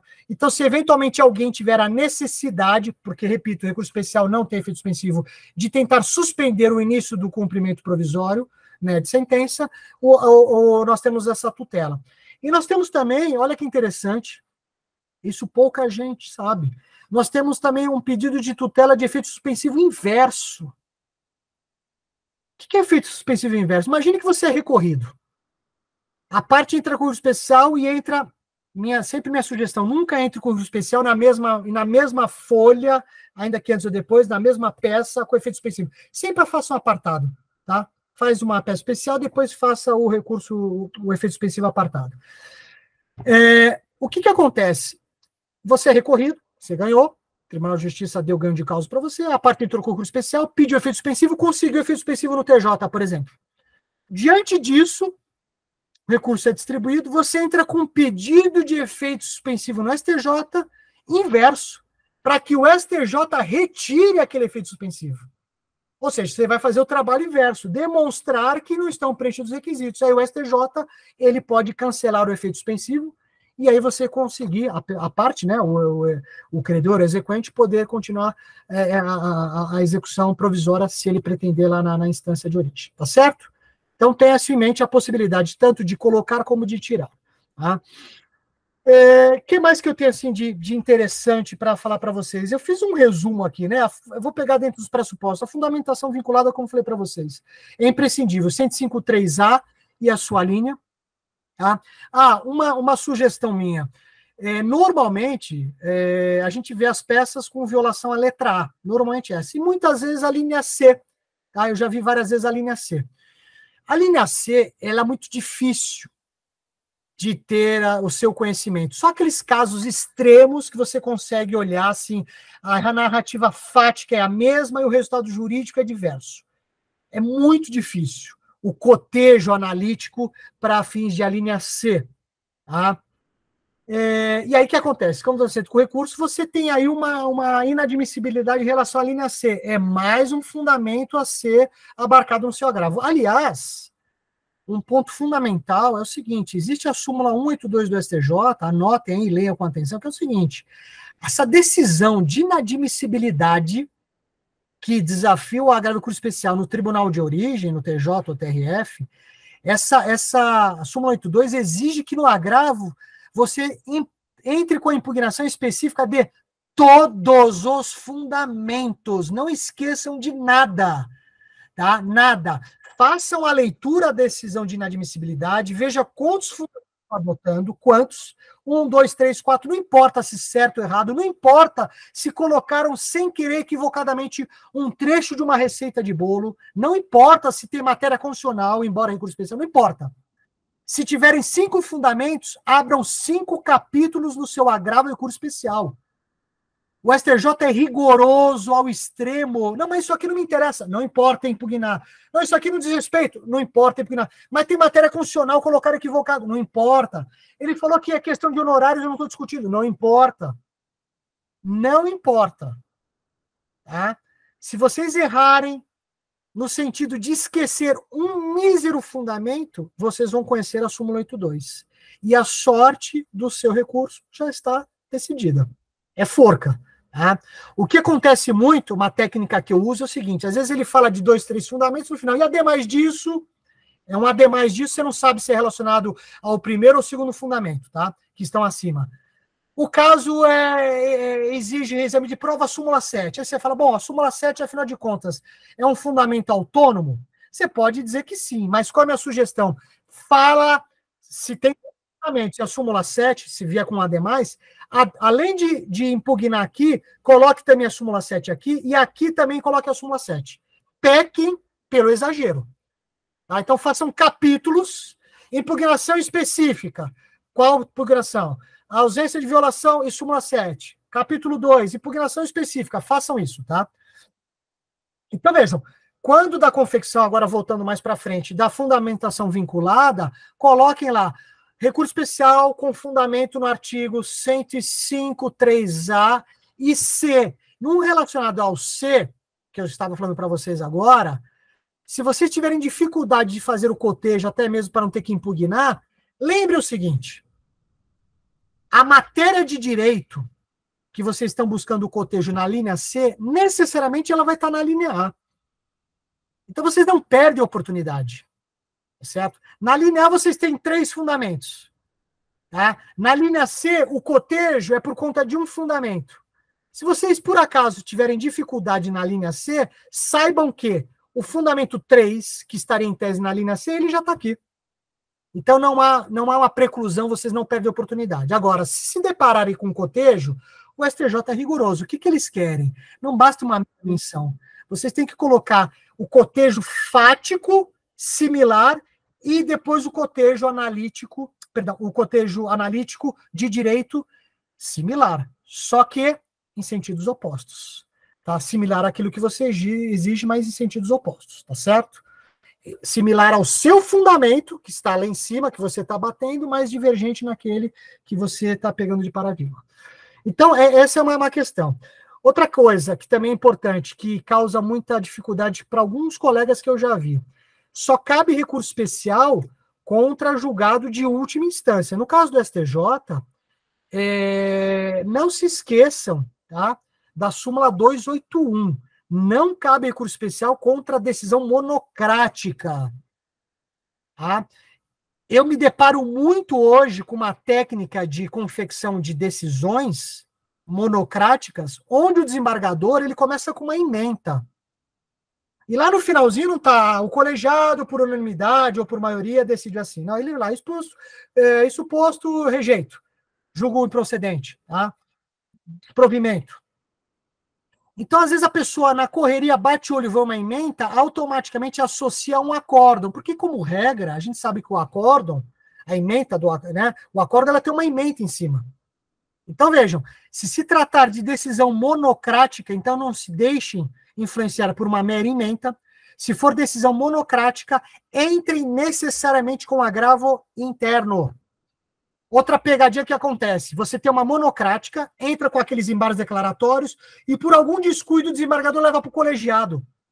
Espera um pouquinho, eu tenho uma monocrática, entro com embargos declaratórios, vem um colegiado. O que eu tenho que fazer? Por cautela, entre com agravo interno. Entre com agravo interno, para esgotar, para não ter a surpresa da aplicação da súmula 281, tá certo? Então, sempre cabe recurso especial de acórdão colegiado, nunca contra a decisão monocrática apenas de um magistrado. Tá? Então, é isso aí, a questão de esgotamento de distância. Matéria de direito, eminentemente direito, é a questão da súmula 7. Uma questão importante também, que a gente tem que colocar é o seguinte, o que a gente tem que buscar com esses embargos que eu falo, para vocês que são imprescindíveis? Se o acórdão recorrido dos embargos, tá? Ou da própria apelação, se esse acórdão recorrido, ele descrever o fato, que é essa a nossa intenção, é a gente forçar a descrição no acórdão daquele fato que a gente entende que é o correto, só que o desembargador aplica o direito de maneira equivocada, Isso desvia da súmula 7. Por quê? Porque o STJ é o seguinte, olha, se existe uma matéria incontroversa, ou melhor, se está descrito o fato, e aí você tem que demonstrar no seu especial, nem que seja um print screen, um corte e cola, se está descrito no acórdão recorrido aquele fato, isso é causa de afastamento da súmula 7. Se porventura não tiver descrito e mantiver aquela omissão, seja da prova, né, ou seja de uma questão contratual, lamentavelmente, esse caso não vai ser hipótese de reforma no STJ, vai ser, no máximo, uma hipótese de anulação pelo 1022, ausência de prestação jurisdicional. Aí você pede para devolver. Tá? Essa é a questão. O pré-questionamento nós falamos aí dos embargos, que eu falei que são fundamentais, súmula 98 e 211. Tem a questão da legitimidade, evidentemente, a parte legítima para interpor o recurso, o interesse recursal está ligado à sucumbência, a inexistência de algum fato impeditivo ou extintivo do direito, tá? Depende de um acordo, você faz um acordo, você faz um peticionamento, né? E aí eles não vão conhecer por conta desse fato impeditivo. A tempestividade, meus amigos e minhas amigas, a gente sabe que é uma coisa duríssima no STJ, tá? Embora a gente tenha tido agora recentemente, agora em julho, uma alteração no CPC da questão do feriado local, né? Que diz o seguinte, eu até separei aqui, o parágrafo 6º é a nova redação do 1003, o recorrente comprovará a ocorrência do feriado local que eu digo, estadual ou municipal, tá? Porque se é federal não precisa comprovar. Comprovar o quê? Você teve um feriado no meio dos 15 dias, você fez o protocolo no 16º. Só justifica no 16º se teve no meio um feriado federal ou um feriado local que você comprovou. Tá? Então, o recorrente comprovará a ocorrência do feriado local no ato de imposição do recurso e, se não fizer, o tribunal determinará a correção do vício formal, tipo intimes, para você comprovar. Ou poderá desconsiderá-lo caso a informação já conste do processo eletrônico. Eu vou ser bem honesto com vocês. Fazer protocolo no último dia do recurso é realmente querer passar no meio de um tiroteio. Você está vendo lá na frente, na rua, está tendo tiroteio entre facções, entre bandidos, entre polícia, você quer passar de carro no meio. Aí você está pedindo para tomar um tiro, é mais ou menos isso. Né? Então, evitar no último dia. Pô, são 15 dias, mesmo com feriado, faz antes, para evitar tudo isso. Tá? Então, existem uma série de regras de comprovação de tempestividade que cabe tentar fazer o protocolo, né, antes do prazo. Impugnação específica também é uma das causas de ausência de conhecimento do seu recurso. Por isso que eu falei, não basta alegações genéricas, corta e cola não funciona. Por quê? Repito, porque, primeiro que cada recurso tem um objeto distinto específico, sem prejuízo da gente repetir uma coisa ou outra. Agora, no recurso especial, qual é o objeto do recurso especial? Por mais que às vezes a indignação venha em relação ao mérito que foi julgado e está relacionado à prova. O nosso objeto é violação à lei federal e acabou. É só isso. O foco, a condução, os argumentos apenas estão somente a violação à lei federal. Olha, o acórdão recorrido violou frontalmente o artigo tal do Código Civil, do Código de Processo Civil, do Código, sei lá, enfim, da legislação federal. É isso. Esse é o objeto do recurso especial. E, portanto, dependendo se é erro improcedendo, anulação, peço para anular, e se for erro injudicando, eu peço para reformar. Vai depender da causa, tá? Outra coisa que eu tenho visto bastante mandato, tá? Pelo menos aqui no Tribunal de Justiça de São Paulo, isso já aconteceu, não sei em outros tribunais, o que acontece? O processo é digitalizado. E muitas vezes com aquela assinatura digital, na procuração, quando é convertido e enviado para o STJ, chega no STJ e não aparece no sistema. Eu já peguei 2 casos em que o STJ manda um ofício aqui para o Tribunal de Justiça para que a pessoa confira se de fato existe aquela assinatura eletrônica. Tá? Então, qual é a atenção que eu estou tendo hoje em dia? Primeiro, se é feito de próprio punho, ou assinatura eletrônica. O STJ não tem reconhecido, sabe quando você pega uma assinatura, corta e cola e põe em cima? Eles não estão reconhecendo isso. Então, ou faça de próprio punho, digitaliza e põe no processo, ou faça a assinatura digital. Se houver um pedido de regularização, a minha sugestão é tomar esse cuidado. Não juntem uma procuração, subestabelecimento com imagens.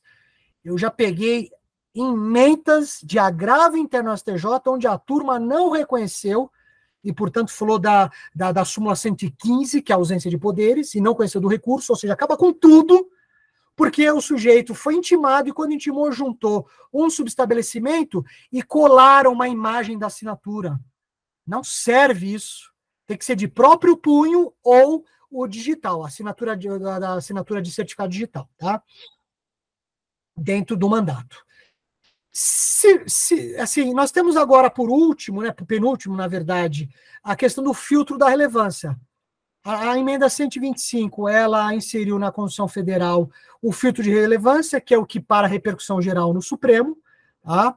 Só que ela ainda não entrou em vigor porque está aguardando no Congresso Nacional, existe um projeto de lei que regulamenta a Constituição Federal e, portanto, isso vai fazer efeito assim que estiver em vigor. Até agora não foi confeccionada a norma, ela não entrou em vigor. E também, quando entrar em vigor, fiquem atentos que é o seguinte, o Supremo, quando teve a questão da repercussão geral, e eu acho que o STJ vai seguir na mesma linha, o que eles fizeram? Repercussão geral na Constituição Federal, depois a alteração no Código de Processo Civil, depois a alteração no regimento interno do Supremo Tribunal Federal.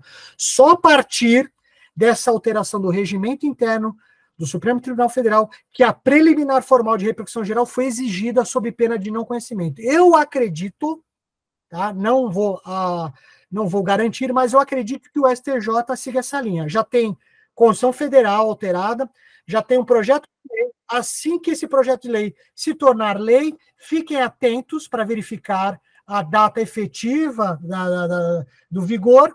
Se eventualmente o STJ colocar para discussão dentro do regimento, ou não, a partir daquele momento vai ser imprescindível, quando fizer a confecção do recurso especial na origem, né, porque é interposto na origem, uma preliminar da relevância da questão federal nos termos daqueles motivos que foram colocados. Tá certo? E, por fim, o preparo, gente. Eu vou dar um alerta aqui do preparo, que uma colega minha recentemente, ela vai ter o seu recurso mantido, o não conhecimento, por uma questão que chama muito atenção. Hoje a gente sabe, você vai entrar com o especial, a guia você retira onde? No STJ. Tá? Normalmente os processos são eletrônicos, então porte, remessa e retorno não tem. Se tiver porte, remessa e retorno, é no tribunal respectivo. Tá? Vamos imaginar que é tudo eletrônico. Você vai no site do STJ, lá tem a guia própria, você preenche. O que aconteceu com essa colega minha? Ela fez a guia, ela juntou o print do pagamento, um print do celular no processo, e o STJ não considerou aquilo, entendeu? Aí foram intimados para juntar não o print do celular, mas aquele recibo que a gente tira, que tem um número extenso e baixo, enfim. E aí eles não fizeram isso. Eu acho que foi um erro, porque ela falou, não, está aqui, nós juntamos as folhas tais. Só que o STJ não se deu por satisfeito com aquilo, porque disse que não deu para identificar. E, portanto, o recurso foi conhecido como deserto. Tá? Então, se vocês forem entrar com o recurso especial, além da guia retirada no STJ, peguem o recibo, né, de pagamento da guia, aquele completo que você vai no site que tira, que tem absolutamente todas as informações, que lá no fundo tem um monte de número, tá certo? Se tiver um código de barra, ou seja, que faça a compatibilização ali. Claro, se vocês se equivocarem, vocês vão ter oportunidade. Mas se tiver oportunidade, não vão insistir que aquele é o documento, tá certo? Junte o documento correto, que é esse que eu falei para vocês, sob pena de deserção, tá certo? Pessoal, rapidamente, eu tive que voar com isso, a gente teria temas assim importantíssimos, embargo de divergência no âmbito do STJ, mandado de segurança no âmbito do STJ e RMS para o Supremo em caso de teratologias jurídicas, enfim, recurso extraordinário decorrente de acórdãos de recurso especial, né? E até mesmo ações rescisórias em decorrência da perpetuação daquelas decisões de inadmissibilidade por conta da súmula 7, como eu falei para vocês, que erro de fato, dependendo do erro de fato, é objeto, sim, e até mesmo de aplicação equivocada do direito, de causas de ação rescisória. Tá? Mas como o tempo aqui é muito curto, e era só para dar um panorama para vocês, eu rapidamente encerro aqui, agradecendo vocês, e fico à disposição que eu puder ajudar. Muito obrigado. Meu amigo, que show, hein? É dolorido que é verdadeiro, porque o que a gente vive dessa história de STJ, eu fiz duas anotações aqui, só para não perder o gancho, do que você disse da guia da assinatura de documentos. Eu vivi, há longos anos atrás, uma experiência que, quando eu peguei a carteira de estagiário, recebi um subestabelecimento, esse processo em 1990 e qualquer coisa, eu me mantive advogando no processo, me valendo do subestabelecimento, me passado quando da época estagiário, e ele não foi refeito, ou sei lá qual termo que se utilizaria, para convalidar para minha pessoa como advogado. E chegou no STJ, depois de muitos anos, esse processo era de 1990 e qualquer coisa, o assessor do ministro considerou as contrarrazões do recurso extraordinário apócrifa, porque eu não tinha um subestabelecimento para mim como advogado, e sim como estagiário. Então, assim, você vê, é muito sensível, e você transferir uma coisa dessa para um cliente compreender é uma coisa quase inexplicável. Não tem Porque como dúvida. é que ele vai entender isso? Fala assim, mas você não é advogado? Mas você não assinou? Você não tem OAB? Você não isso? E existia uma reclamação muito grande da própria OAB contra o STJ, que eu acho que flexibilizou, e logo depois, com a alteração do CPC, tornou tudo um pouco mais brando.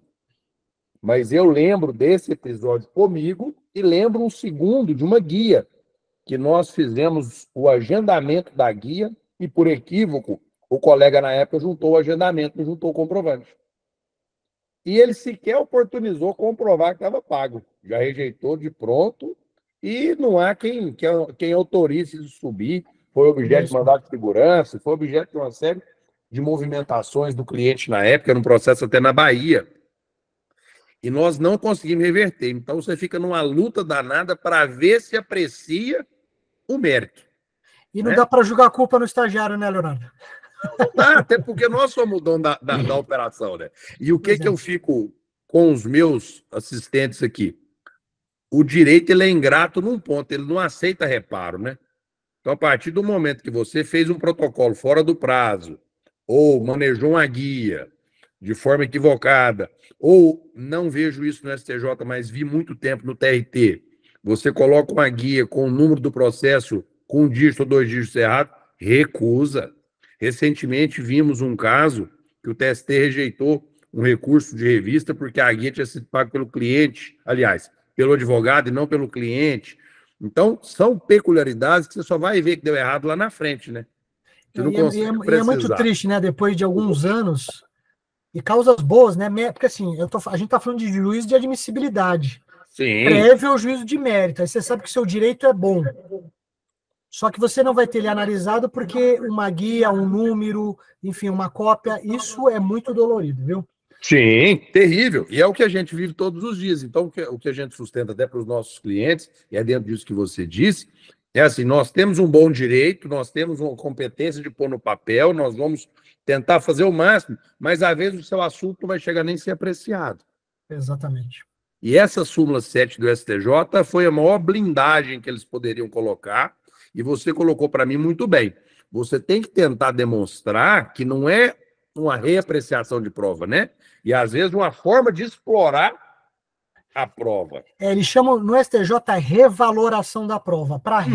Que não é reexame, a revaloração da prova, ela ocorre quando você tem a violação do direito de prova, não é prova, o seu direito probatório, por exemplo, do CPC foi violado, então você está indo numa matéria eminentemente de direito, ou quando o fato está descrito e eles dão uma conotação jurídica distinta, ou seja, tem um fato que comprova seu direito, está descrito no acordo, mas mesmo assim eles interpretam completamente o oposto.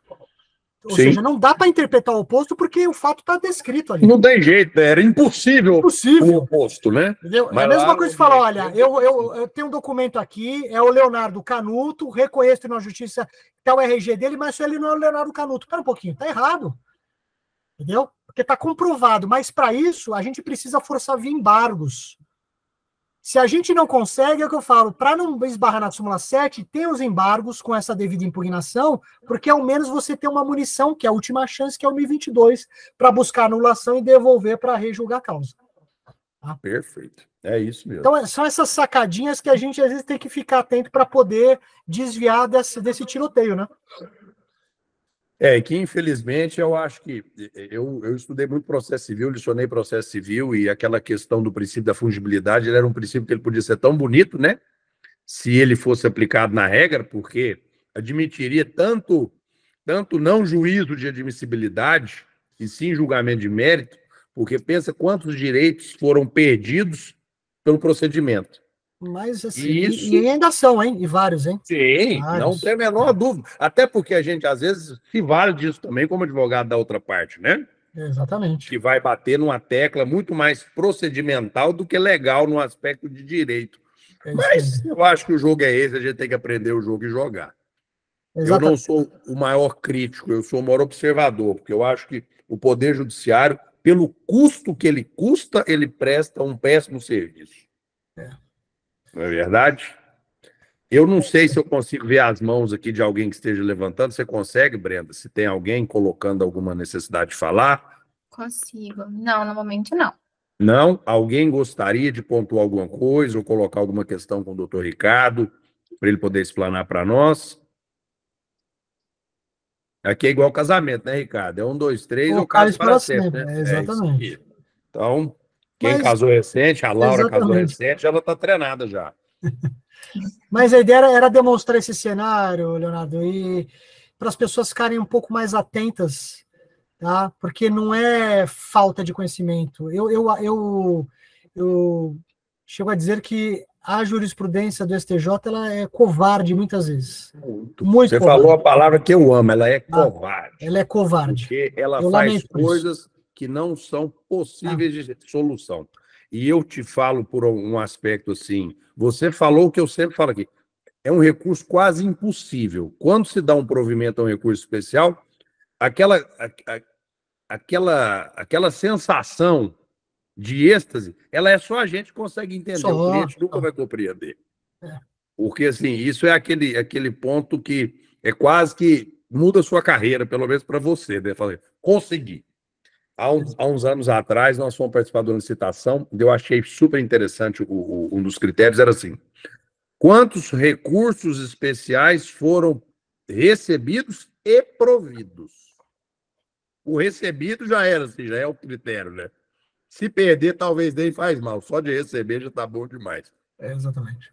E você observava, porque eu participei da banca dessa licitação, porque nós fomos classificados, nós fomos convidados para compor a banca, que era uma licitação da Petrobras, antes do evento de mensalão e tudo mais, então era outra geração, né? Então você pegava, tinha assim, muitos escritórios do Brasil, e ninguém tinha assim 100 recursos especiais. Era 3, 4, 5. Se você pegar no ambiente nacional, é muito pouco. É muito pouco. É zero. E preocupante, porque não podia ser assim. É que você falou, a nossa realidade é essa, a gente tem que aprender a conviver com ela, e aí eu vou aquilo que foi dito no começo. Pelo menos da nossa parte, saber que nós fizemos tudo que estava ao nosso alcance. Sim, fazemos tudo. Tá? Mas é isso. Leonardo, eu fico à disposição, enfim, eventualmente se alguém tiver alguma questão depois, eu não me importo de responder via você, ou quem, tá ótimo, qual é o canal aí, tá? Mas assim, acho que o interesse, foi até que eu conversei com o Gaudio, o interesse é poder dividir essa minha experiência, porque eu respiro ela todos os dias, tá? Minha advocacia ficou focada a tribunais superiores, embora eu falei para vocês, a gente pode começar com isso no primeiro grau, mas é no segundo grau, que é o último momento, né? É o último momento da gente conseguir tentar reverter ali aspectos fático-probatórios e de direito, e depois é esse drama que a gente sabe de recurso especial, agravo e todo o resto que a gente tem no STJ. Inclusive sustentação oral, né? Hoje em dia, só recurso especial tem sustentação oral, os agravos nós temos, mas a gente grava o vídeo, manda para um sistema, a gente não sabe se vão ver, né? É julgar com o YouTube, né? Você manda um Exatamente. vídeo para alguém ver que não tem a mesma sensibilidade de ver a ruga no rosto. O agendamento antes da pandemia, eu frequentava muito o STJ, fisicamente, hoje em dia é difícil você conseguir agendamento, presencialmente é mais difícil ainda, mas tudo bem, se for virtualmente, mas assim, é muito difícil, as agendas estão sempre cheias, e a gente vai batalhando do jeito que dá, entendeu? Para tentar fazer o nosso melhor. Né? Tem jeito. Perfeito. Então, eu agradeço mais, Ricardo. Eu vou pedir seus contatos. Eu já peguei com o Dr. Gáudio para circular com o grupo da Rede Jur, para que, caso alguém tenha interesse, se aproximar do colega. Vamos pôr, é um serviço de advogado para advogado, né? Porque é um desafio, a gente sabe muito bem. Eu sempre admirei muito os tribunais superiores quanto à questão de postura e uma série de fatores, mas a questão de receptividade de recurso e julgamento, sinceramente, eu acho que deixa muito a desejar, pensando que o contribuinte do lado de cá é mais injustiçado do que todos, né? Porque às vezes o seu advogado faz um excelente trabalho e garra numa súmula 7 lá e pronto, acabou, e nem o trator faz passar adiante, né? E muitas vezes é equivocada a súmula, viu? Infelizmente. Não, eu quase te falo que quase todas as vezes nós tivemos um provimento de um processo uma vez, até não sei do meu escritório quem está ouvindo, mas quem ouvir a história vai saber quem fez. Que é aquele provimento do embargo de declaração, que você fala assim, pelo amor de Deus, lê essas 3 linhas aqui, pelo amor de Deus. E nós viramos, há muitos anos, uma profissão do pediu pelo amor de Deus, né? E no Tribunal Superior, então, nem se fala. Manuel, você gostaria de falar alguma coisa para a gente fechar? Não, só agradecer ao doutor Ricardo aí. Embora eu sou área trabalhista, mas realmente a gente capta muito isso, porque a gente aplica também muito no TSTs, muito parecido essas situações, né? Bate muito na súmula 126 também, o TST que esbarra também nessa reavaliação de provas. E, em nome da Rede Jur, agradecer a sua disponibilidade aí. Que agradeço. Uma honra para mim. Seja bem-vindo sempre para novos temas e até mesmo aprofundamento desse tema, que foi muito valioso, tenho certeza. Obrigado. Então, obrigado, doutor Ricardo, mais uma vez. Uma boa sexta-feira. Pessoal, pra obrigado aí a todos que puderam estar conosco aí. Foi de grande valia. E, Brenda, depois que fechar a gravação, circula com o doutor Ricardo também, vai que ele gostaria de passar adiante para os seus alunos e parceiros aí. Eu acho que foi de grande valia, sim. Obrigado a todos e quase uma boa sexta-feira já, né? Quase um bom final de semana. Já está ótimo, né? É ótimo. É isso. Ótimo final de semana para nós. Então, tchau, pessoal. Fiquem todos com Deus. Tchau, obrigado.